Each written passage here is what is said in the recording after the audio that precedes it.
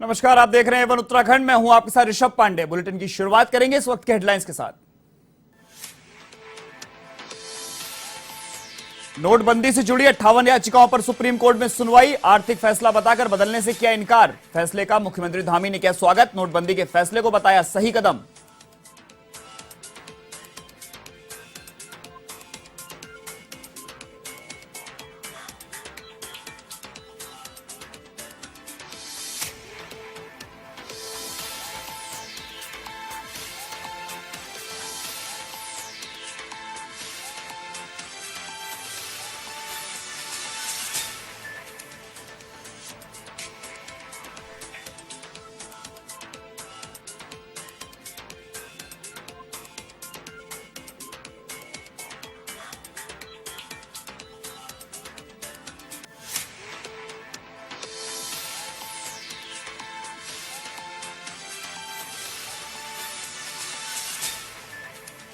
मुख्यमंत्री धामी ने कोलागढ़ को दी बड़ी सौगात। नवनिर्मित भवन और आवासीय छात्रावास से किया लोकार्पण। संपर्क स्मार्ट शाला, टीवी डिवाइस और स्पोकन इंग्लिश कार्यक्रम का भी किया शुभारंभ।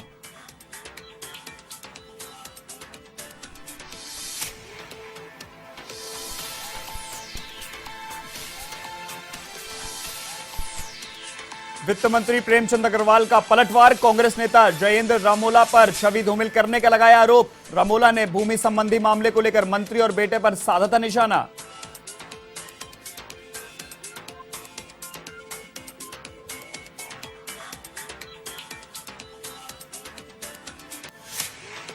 उत्तराखंड में ड्रग माफियाओं पर कार्रवाई जारी। गंग नहर पुलिस और एसटीएफ का संयुक्त एक्शन। करीब 1.25 लाख नशीली गोलियां बरामद। एक गिरफ्तार, एक फरार।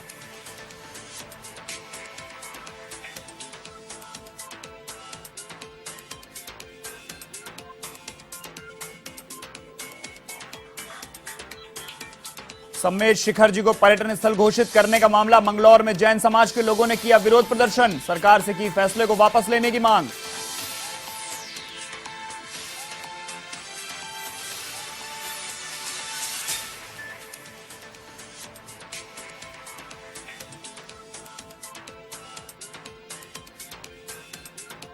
अब खबरें विस्तार से। केंद्र सरकार की ओर से 8 नवंबर 2016 को हुई नोटबंदी को लेकर सुप्रीम कोर्ट में दाखिल 58 याचिकाओं पर सुनवाई हुई, जिसमें सुप्रीम कोर्ट ने आर्थिक फैसलों को बदलने से इनकार कर दिया। सुप्रीम कोर्ट के फैसले पर मुख्यमंत्री पुष्कर सिंह धामी ने कहा कि प्रधानमंत्री मोदी जो भी करते हैं सोच समझकर करते हैं। प्रधानमंत्री का नोटबंदी का फैसला सही था, इसीलिए सुप्रीम कोर्ट ने भी इस फैसले पर अपनी हामी भरी है। उच्चतम न्यायालय के इस फैसले के लिए मुख्यमंत्री ने धन्यवाद दिया। कल्पना के पास जाना चाहता हूँ तैर जाना सामने अम्बुधि पर।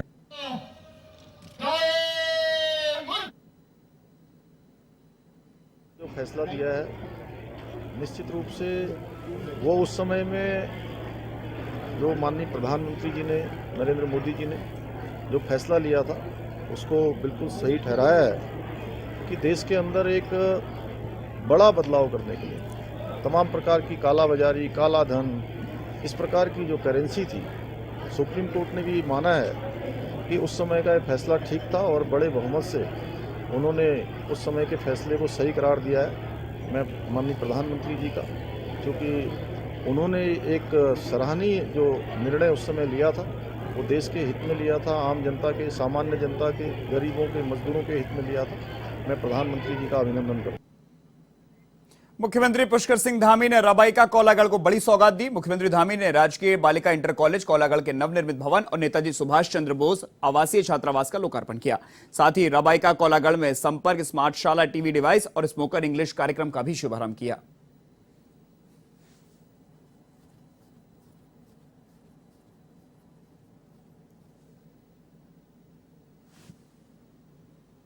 बनियावाला में छात्रावास का लोकार्पण करने का अवसर प्राप्त हुआ। वहाँ बहुत ही प्यारे प्यारे हमारे छोटे बच्चों से मुझे मिलना हुआ। आज पुनः मुझे यहाँ पर हमारे सभी बेटे बेटियों से के लिए बनने वाले इस छात्रावास का आज लोकार्पण का अवसर तथा इंटर कॉलेज के मुख्य भवन का शिलान्यास करने का भी सौभाग्य प्राप्त हो रहा है। इसके साथ ही आज उत्तराखंड में शिक्षा के स्तर को मजबूती देने के लिए दो अलग अलग प्रकार के कार्यक्रम यहाँ से प्रारंभ किए जा रहे हैं, जिसमें पहले कार्यक्रम के अंतर्गत प्रारंभिक शिक्षा को और अधिक मजबूत करने के लिए संपर्क पाठशाला की शुरुआत की जा रही है। बाजपुर के एसडीएम कोर्ट परिसर में सोमवार को गदरपुर विधायक अरविंद पांडे ने 10 लाख रुपए की लागत से अधिवक्ताओं के लिए बने बार भवन का लोकार्पण किया। इस दौरान विधायक ने भविष्य में और आर्थिक मदद की जरूरत होने पर सहयोग करने की बात कही। बता दें कि बाजपुर के एसडीएम कोर्ट परिसर में अधिवक्ताओं का वार्षिक अधिवेशन कार्यक्रम आयोजित किया गया, जिसमें गदरपुर विधायक अरविंद पांडे द्वारा स्वीकृत की गई 10 लाख रुपए की। इससे पहले कार्यक्रम के शुभारंभ विधायक अरविंद पांडे का स्वागत किया गया। आपका बिल्ला हमको लगा है ना, देखो भाई हम उसकी बदनामी नहीं होने देंगे। हम हमेशा कोशिश करेंगे ताकि अच्छा काम हो। और के लिए कम से कम राजनीति में गया था। सभी हमारे वकील जो बंधु हैं, इनका आदेश था, उसका पालन किया। पैसा समय पे आ गया था, वह भवन बन गया। आज उसका विधिवत उद्घाटन हुआ है। मैं बार काउंसिल को बहुत बहुत शुभकामना देता हूँ, बधाई देता हूँ। इस उम्मीद से कि आने वाले समय में जो बाजपुर हमारी ये कोर्ट है, छोटी जगह है लेकिन यहाँ मुकदमे काफ़ी हैं। हमारे वकीलों की इतनी अच्छी प्रैक्टिस हो, इतना अच्छा काम हो कि इनका नाम अच्छे कामों के लिए जाना जाए। रुड़की के रामपुर गांव में जहां चलती इनोवा कार में आग लगने से हड़कंप मच गया। घटना के बाद कार चालक ने कूदकर अपनी जान बचाई। इधर मामले की सूचना पाकर पहुंची फायर ब्रिगेड की टीम ने कड़ी मशक्कत के बाद आग पर काबू पाया। पूरा मामला गंगनहर कोतवाली क्षेत्र का है।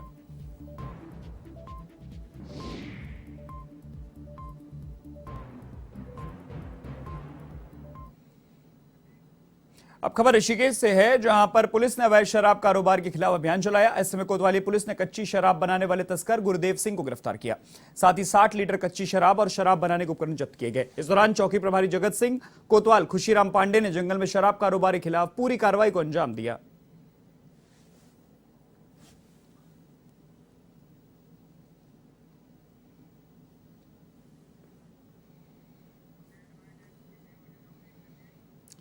मुख्यमंत्री पुष्कर सिंह धामी के आह्वान पर पुलिस ड्रग कारोबारियों पर लगातार कार्रवाई कर रही है। इसी कड़ी में गंगनहर पुलिस और एसटीएफ की संयुक्त टीम ने बड़ी कार्रवाई की। इस दौरान ड्रग माफियाओं से 1,20,000 नशीली गोलियां सहित एक कार बरामद की गई। कार्रवाई के दौरान टीम ने उत्तर प्रदेश के मुजफ्फरनगर के रहने वाले एक आरोपी को गिरफ्तार किया है, जबकि एक आरोपी फरार हो गया।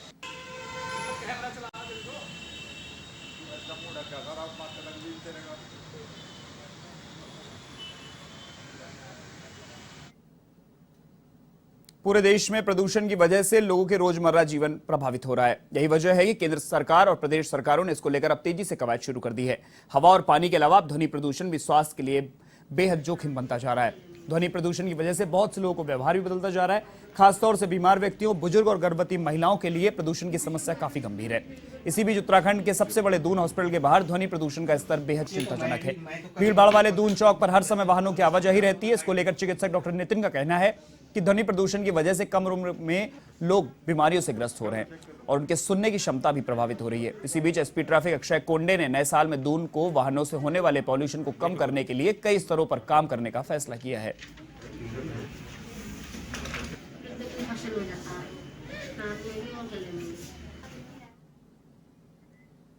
खबर देहरादून से है, जहां बहुचर्चित अंकिता हत्याकांड के खुलासे की मांग को लेकर कांग्रेसियों ने कैंडल मार्च निकाला। पूर्व मुख्यमंत्री हरीश रावत के नेतृत्व में देहरादून के गांधी पार्क से घंटाघर तक मार्च निकाला गया।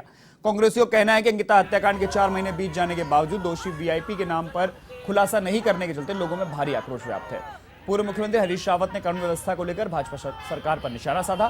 साथ ही अंकिता हत्याकांड के दोषियों के खिलाफ सख्त कार्रवाई की मांग की और पूरे मामले की जांच सीबीआई के द्वारा उच्च न्यायालय की न्यायाधीश की निगरानी में करने की मांग की, ताकि दोषी वीआईपी का नाम उजागर हो सके और सच्चाई सबके सामने आए। ऐसे में कांग्रेस ने दोषियों के खिलाफ कार्रवाई नहीं होने तक प्रत्येक माह की 1 तारीख को कैंडल मार्च निकालने का निर्णय लिया है।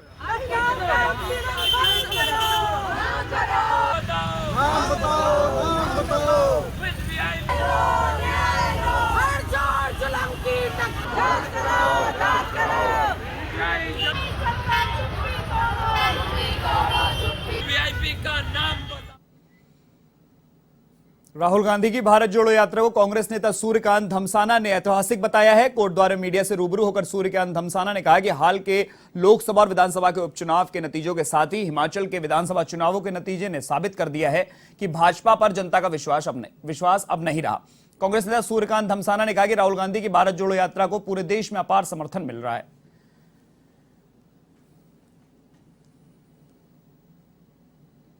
उत्तर प्रदेश में आप देखिए मैनपुरी में क्या नतीजा आया, आप राजस्थान के उपचुनाव में देखिए कांग्रेस वहाँ पर जीती है, इसी प्रकार से उड़ीसा में आप देखिए वहाँ पर बीजू जनता दल वहाँ पर जीता है, बीजेपी हारी है।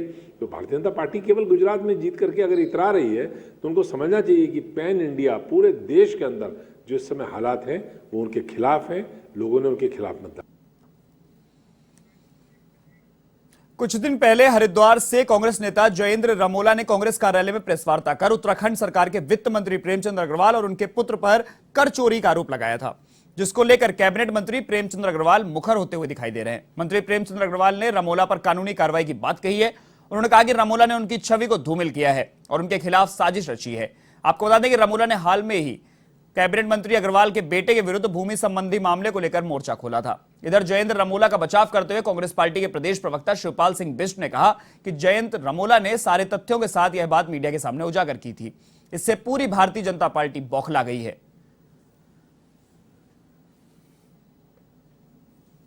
देखिए, जयेंद्र रमोला जी ने तथ्यों के साथ जो है वित्त मंत्री प्रेमचंद अग्रवाल के खिलाफ आरोप लगाए थे कि उनके पुत्र ने जो जमीन खरीदी है वो उसमें कई चीजें छुपाई गई और जो उसकी बाजारी मिल्कियत थी उसको छुपा करके जो राजस्व की चोरी की गई। तो ये तमाम आरोप थे जिससे शायद भारतीय जनता पार्टी बौखला गई और मंत्री जी की बौखलाहट का ही ये परिणाम है जो जयेंद्र रमोला जी के खिलाफ कार्रवाई की बात आ रही है। जबकि चाहिए ये था कि जो जयेंद्र रमोला जी ने आरोप लगाए थे उनकी जांच होती, अगर जांच में उनके आरोप असत्य पाए जाते तो सरकार फिर स्वतंत्र है, लेकिन किसी के खिलाफ द्वेष भावना से अगर इस प्रकार की कार्रवाई होगी तो निश्चित तौर पर ये निंदनीय होगा। सम्मेश शिखर जी को पर्यटन स्थल घोषित करने को लेकर जैन समाज लगातार प्रदर्शन कर रहा है। इसी के चलते उत्तराखंड के मंगलौर में भी जैन समाज के लोगों ने विरोध प्रदर्शन किया और सरकार के इस फैसले को वापस लेने की मांग की। जैन समाज मंगलौर के अध्यक्ष संजीव जैन ने कहा कि जैन समाज सम्मेश शिखर को पर्यटन स्थल घोषित करने के खिलाफ है। उन्होंने कहा कि जैन समाज के लोगों की सम्मेश शिखर में बड़ी आस्था है, ऐसे में सरकार उनकी आस्था के साथ खिलवाड़ कर रही है। ऐसे में सरकार से इस फैसले को वापस लेने की मांग की। खंडित हो रही है।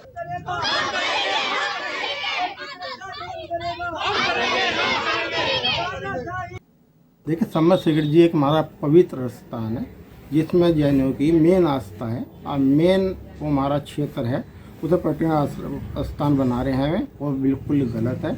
मोदी जी का कहना है हमारे साथ सबका विकास, तो सब धर्मों को साथ लेके चलें। ऐसा क्यों कर रहे हैं, जैनों को एक तरफ कर रहे हैं, जबकि जैनी तो भारतीय जनता पार्टी के खास आदमी माने जाते हैं। और देखिए, जैनी ठीक है 45 करोड़ है, 45 लाख है, ये 45 करोड़ भी हो सकते हैं। अगर ये हमारे आस्था को ठेस पहुँचेंगे तो इनके लिए अच्छा नहीं होने ने हमारे पवित्र स्थल शिखर जी को पर्यटन स्थल घोषित कर दिया है और मैं उनके इस निर्णय से बिल्कुल सहमत नहीं हूं।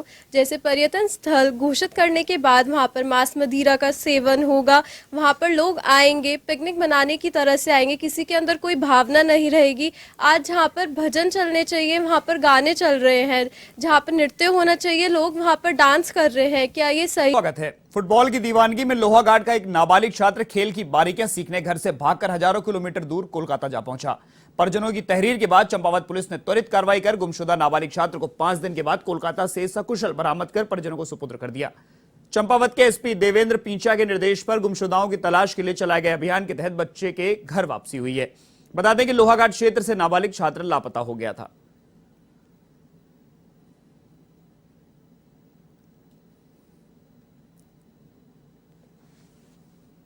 28/12/2022 को यहाँ चांदमारी लोहाघाट क्षेत्र से एक बालक लगभग 16 वर्ष का घर से बिना बताए कहीं चला गया था और गुम हो गया था। इस संबंध में गुमशुदा के पिता द्वारा यहाँ पर थाना लोहाघाट में 29 तारीख को आकर एक इसकी गुमशुदगी दर्ज कराई थी और हमारे द्वारा तत्काल 29 तारीख को इसकी गुमशुदगी दर्ज करने के उपरांत इसका गुमशुदा का जो है शव से तलाशी करते हुए इसका कॉल डिटेल्स और सर्विलांस के मदद से इस लड़के को हमारे द्वारा एक टीम बनाई गई और टीम कलकत्ता जाकर इस लड़के को कलकत्ता से इसको सकुशल बरामद कर लिया। मंगलौर में दिल्ली हरिद्वार मार्ग पर क्रिकेटर ऋषभ पंत के साथ हुई सड़क दुर्घटना के बाद नेशनल हाईवे के अधिकारियों की पोल खुल गई है। सड़क हादसे के बाद नेशनल रोड सेफ्टी टीम ने घटना स्थल पर जाकर बारीकी से निरीक्षण किया, जिसमें सामने आया कि नारसन में हुई घटना से पहले भी कई बार इस मार्ग पर सड़क हादसे हो चुके हैं, जिसमें बीते वर्ष करीब 100 से अधिक लोग अपनी जान भी गंवा चुके हैं। नारसन से मंगलौर के 10 किलोमीटर लंबे मार्ग पर अनगिनत कट लगे हुए हैं। स्थानीय लोग कई बार इसकी शिकायत भी कर चुके हैं, लेकिन इस पर कोई ध्यान नहीं दिया गया। इस बीच निरीक्षण करने आई केंद्रीय रोड सेफ्टी टीम को भी नेशनल हाईवे की बड़ी लापरवाही मिली है। ऐसे में यह टीम अपनी रिपोर्ट केंद्र सरकार को सौंपेगी।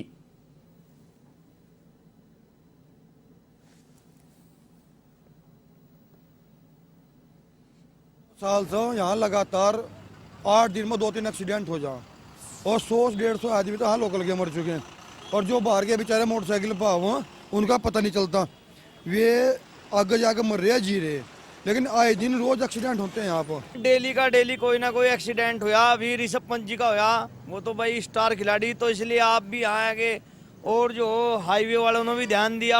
अब उधर देखो आप, वहाँ रास्ता ही नहीं है। निरीक्षण इसमें स्पेशल टीम आई है, वो टीम निरीक्षण कर रही है। बाहर दिल्ली से कोई फॉरेंसिक टीम आई है, वो निरीक्षण उसके द्वारा किया जा रहा है। हमें उनको सुविधा दी जा रही है निरीक्षण के लिए। यहाँ पे ट्रैफिक कंट्रोल वगैरह जो उनको जरूरत आवश्यकता है वो कर रहे हैं। हम तो सेंट्रल गवर्नमेंट का जो लेटर आया था उसके आदेश पे उनके साथ हैं, बाकी टीम दिल्ली से आ रही है।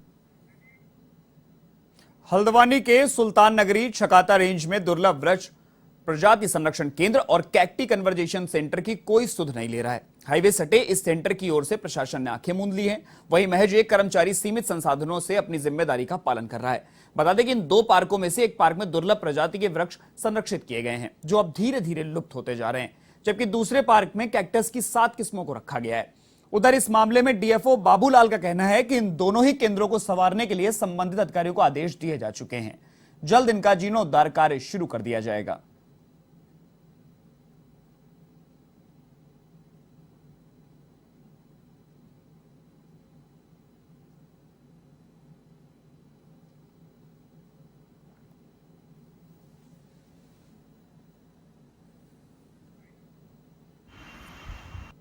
जातियों का संरक्षण केंद्र है, उसके बगल में एक कैक्टस गार्डन भी है।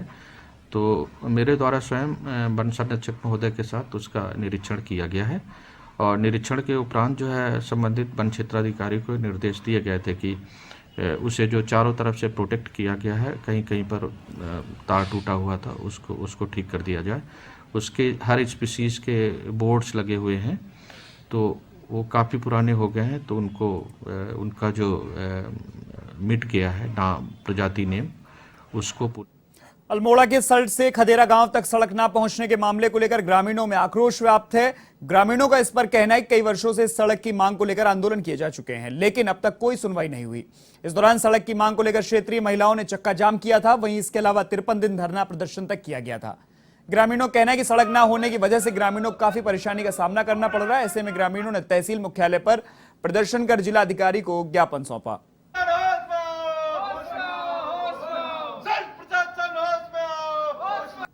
ये है कि ये रोड थला बेदाकोट वाले कब से बोल रहे हैं कि पीडब्ल्यूडी वाले बना रहे हैं और अभी तक कुछ भी नहीं बना। कभी कह रहे हैं ठेकेदार को दे दी, कभी बोलते हैं कुछ दे दिया, खाली हमें ललकाते जा रहे हैं। हम लोग परेशान हैं, पैदल आते हैं 11-10 किलोमीटर, हॉस्पिटल देवल है, इतनी दूर तक जाने में बहुत परेशानी होती है। बीच में पिछले हफ्ते मेरी वाइफ की डिलीवरी थी, उसमें मैं वहाँ गुड़गांव में जॉब करता था। सुबह मेरे पास फ़ोन आया 4 बजे करके मेरे को दिक्कत हो रही है। फिर मैं उन्हें गांव में फ़ोन किया, फिर वहाँ से 2 लेडीज़ें मेरी वाइफ के साथ गई।